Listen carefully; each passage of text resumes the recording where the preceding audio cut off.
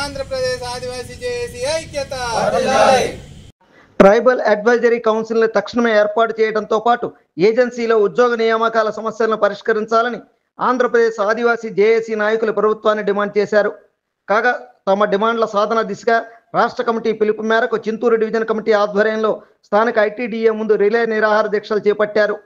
JAC రాష్ట్ర సహాయ కార్యదర్శి కుంజా అనిల్, చింతూరు డివిజన్ చైర్మన్ జల్లి నరేష్ నేతృత్వంలో జరుగుతున్న ఈ దీక్షా శిబిరాన్ని జేఏసీ సెంట్రల్ కమిటీ నాయకులు మడివి నెహ్రూ, ఏయుఎస్పీ రాష్ట్ర నాయకులు పోసం శ్రీను, ఏపీఎంహెచ్ఈఏ రాష్ట్ర అధ్యక్షులు తుష్టి జోగారావు, ఏపీఏయు జేఏసీ జిల్లా నాయకులు సూడి నారాయణ, ఏఐఏఈఎఫ్ జిల్లా ఉపాధ్యక్షులు కాకరాజులు ప్రారంభించగా మల్లయ్య, రాంప్రసాద్, ముత్తయ్య, రామారావు, రవి, రాజశేఖర్, లావణ్య, శివ తదితరులు పాల్గొన్నారు. ఈనాటి రాష్ట్ర స్థాయి రిలే నిరాదీక్ష పిలుపు మేరకు ఆదివాసీ జాయింట్ యాక్షన్ కమిటీ పిలుపు మేరకు వివిధ ఐటీడీఎల్లో కూడా మనము ఏదైతే గతంలో ఉన్నటువంటి జియో నెంబర్ 3ని పునరుద్ధరించే ఉద్దేశంతోనే మరి ఆదివాసులు ఆంధ్రప్రదేశ్లో ఉన్నటువంటి ఆదివాసులు అందరూ కూడా ఒక స్పందన తీసుకొచ్చాము రాష్ట్ర ప్రభుత్వం మీద.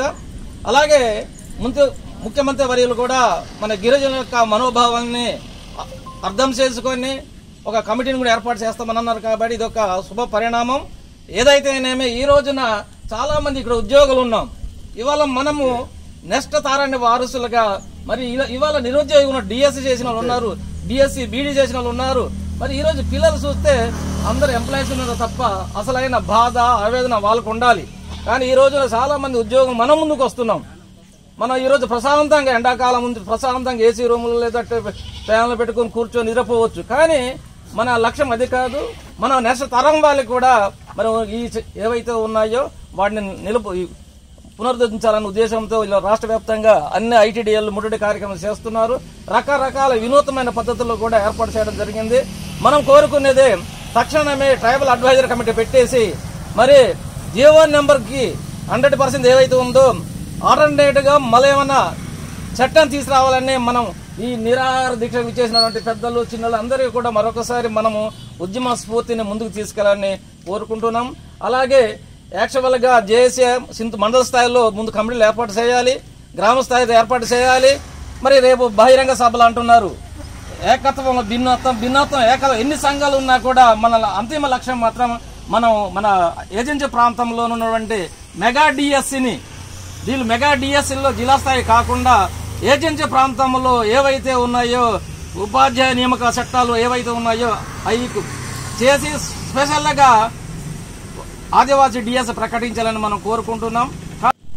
మరి ఆంధ్రప్రదేశ్ రాష్ట్రంలో ఏదైతే మెగా డిఎస్సి రాష్ట్ర ప్రభుత్వం తీసిందో మరి జియో నెంబర్ 3 మరి గౌరవ సుప్రీంకోర్టు మరి కొట్టివేసిన సందర్భంలో మరి మెగా డిఎస్సిలో మరి మనకి 6% ఇవ్వడం జరిగింది.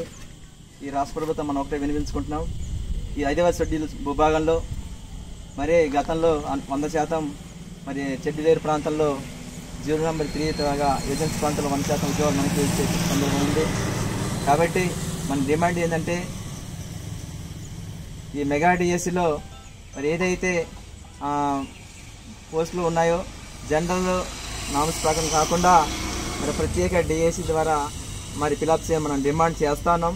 అదేవిధంగా ఈ ప్రభుత్వం మరి జియో నెంబర్ 3 స్థానంలో మరి ఏజెన్సీ నియామక చట్టం చేయడానికి మరి సుముఖంగా ఉందని తెలుస్తోంది. కాబట్టి ఈ ప్రభుత్వం మరి మెగా డిఎస్సి ఏజెన్సీ ప్రాంతాల్లో ఉన్న పోస్టులని మినహాయించి ప్రత్యేక డిఎస్సి తీసి ఏజెన్సీ ప్రాంతంలో ఉన్న నిరుద్యోగులకు న్యాయం చేయాలని రాష్ట్ర ప్రభుత్వాన్ని మరి ఆదివాసీ టీచర్ అసోసియేషన్ తరఫున మరి విజ్ఞప్తి చేస్తున్నాం.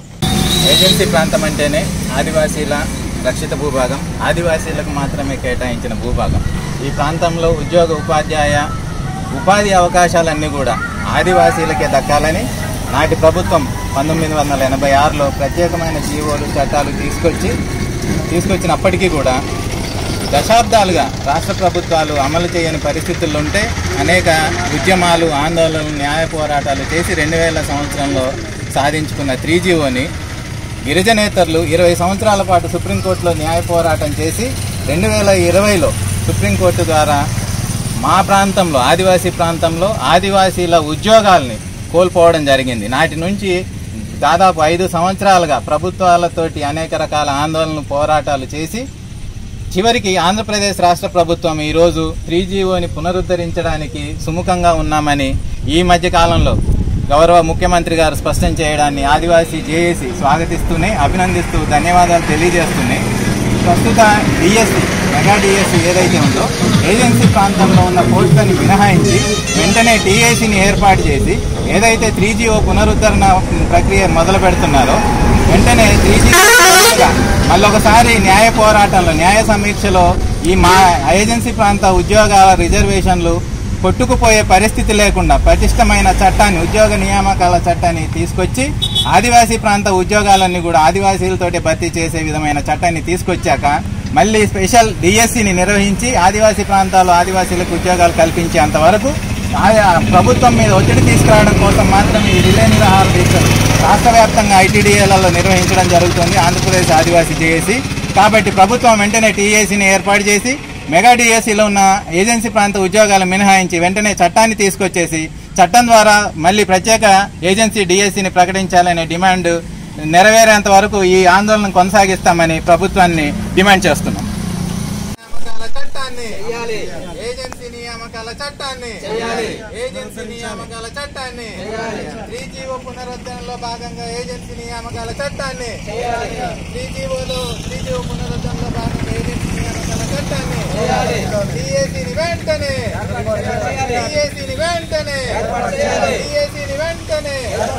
జై ఆదివాసీ జై ఆదివాసీ జై ఆదివాసీ ఆంధ్రప్రదేశ్ ఆదివాసీ జేఏసీ ఐక్యత ఆంధ్రప్రదేశ్ ఆదివాసీ జేఏసీ ఐక్యత ఆంధ్రప్రదేశ్ ఆదివాసీ జేఏసీ ఐక్యత. వెలది న్యూస్ ఛానల్ అందరూ చూడండి, లైక్ చేయండి, షేర్ చేయండి, సబ్స్క్రైబ్ చేయడం మర్చిపోకండి.